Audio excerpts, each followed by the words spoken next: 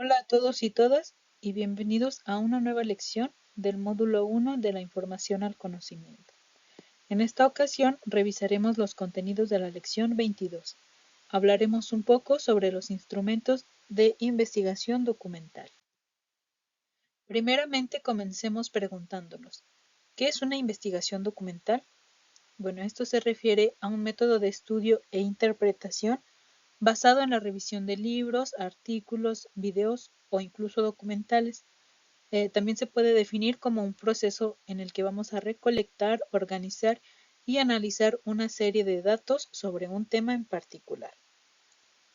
Entonces, con esto concluimos que un instrumento de investigación documental son todos aquellos que nos pueden servir como herramientas para recolectar la información en este tipo de estudio, en este tipo de investigación. Hay que saber que existen varios tipos de instrumentos de investigación documental, entre ellos la ficha de contenido. ¿Qué es una ficha de contenido? Bueno, es aquella ficha que nos permite conservar los datos que nosotros vamos obteniendo. Estos datos obtenidos los vamos a organizar de una manera ordenada y que sean visibles. Por lo general, este tipo de fichas nos van a ayudar a tener frescos los datos, a tenerlos siempre en la memoria y son un medio muy efectivo cuando nosotros queremos clasificar la información. Aquí tenemos un ejemplo de una ficha de contenido. En ella podemos observar que reúne ciertos datos relacionados al texto o al libro o fuente que se consultó. Tenemos por aquí información sobre el autor, el tema de investigación, la información que obtuvimos, cuál es el título y algunas otras informaciones que nos permiten identificar rápidamente la información. Asimismo, tenemos las fichas bibliográficas. Estas fichas contienen los datos bibliográficos de las fuentes documentales, es decir, de todas aquellas textos o artículos o incluso documentales, videos que nosotros hemos consultado para obtener la información. En estas se van a anotar los diversos elementos que identifican los documentos. Algunos de estos elementos pueden ser los apellidos y nombres del autor, el título del documento, la editorial que ha publicado este libro y su lugar de publicación, entre muchos otros. Son muy importantes al momento de nosotros identificar fuentes de información que hemos consultado. Aquí tenemos un ejemplo de ficha bibliográfica. Tenemos, por ejemplo, aquí se menciona el nombre del autor, el año en que fue publicada esta fuente de información, el título, su edición y su traducción y su lugar y editorial de publicación. Enseguida tenemos las fichas de comentario. ¿Qué es una ficha de comentario? Bueno, es aquella que tiene como función expresar la opinión personal sobre un texto que se ha leído previamente.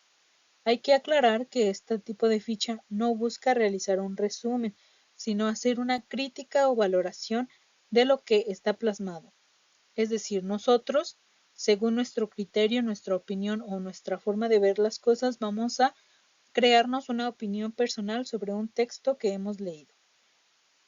También es importante mencionar que además de la información personal, es decir, de la opinión personal que nosotros vamos a aportar, también tenemos que incluir la información que nos permite identificar de dónde hemos obtenido la fuente que consultamos. Aquí tenemos un ejemplo. Tenemos toda la información que nos permite identificar dónde está aquella información que hemos leído y enseguida nosotros plasmamos nuestro comentario, siempre recordando que se trata de nuestra opinión personal y después lo plasmamos en el papel. Finalmente, aunque existen muchas más, esta es la última que vamos a mencionar, tenemos una ficha de síntesis. ¿Qué es una ficha de síntesis? Bueno, es aquella en la que se plasman los datos importantes o las ideas principales de algún texto. Estas ideas principales determinan la conceptualización concreta del tema que se está estudiando. Es decir, estas ideas principales nos permiten identificar rápidamente de qué se trata el texto. nos habla sobre lo más importante del texto. Existen, como ya les mencioné, muchas otras fichas, sin embargo, estas son en aquellas en las que nos vamos a enfocar un poco más. Aquí tenemos un ejemplo de ficha de síntesis. Como siempre, mencionamos toda la información relacionada a de dónde sacamos nosotros las fuentes de información. Tenemos autores, títulos, fechas de publicación y algunos otros datos. Y enseguida tenemos plasmadas las ideas principales o la síntesis que logramos obtener después de haber leído esta información. Otra herramienta que nos puede a nosotros ayudar al momento de realizar una investigación documental es el aparato crítico. ¿Qué es el aparato crítico? Bueno, es el conjunto de elementos de un trabajo documental para dar cuenta de los aportes bibliográficos sobre los que se apoya el mismo. Entre ellos podemos mencionar, por ejemplo, citas textuales, notas de referencia, aclaraciones, notas de contenido, notas de pie de página u otros.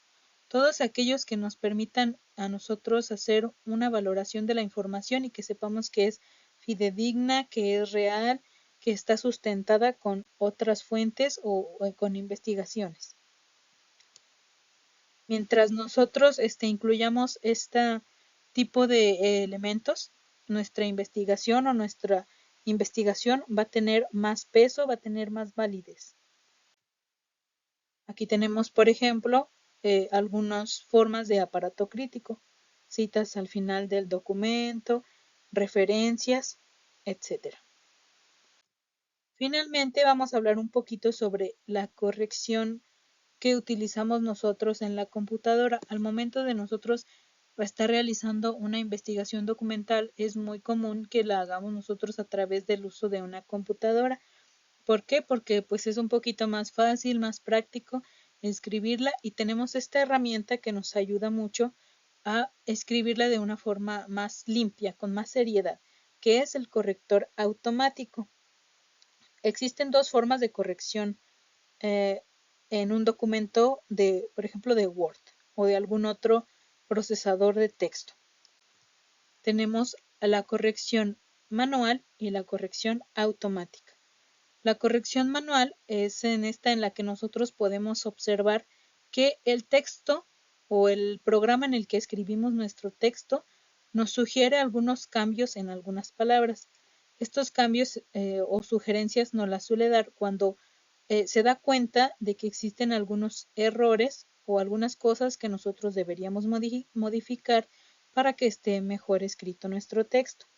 Aquí tenemos, por ejemplo, en la palabra juguete, nos lo marca con una rayita roja porque está mal escrita y enseguida se sugiere que se cambie por alguna de estas palabras que podría ser alguna de las que nosotros queríamos poner en un principio pero que escribimos mal. Entonces es una buena herramienta para poder identificar aquellas palabras en las que nos equivocamos y poder corregirlas.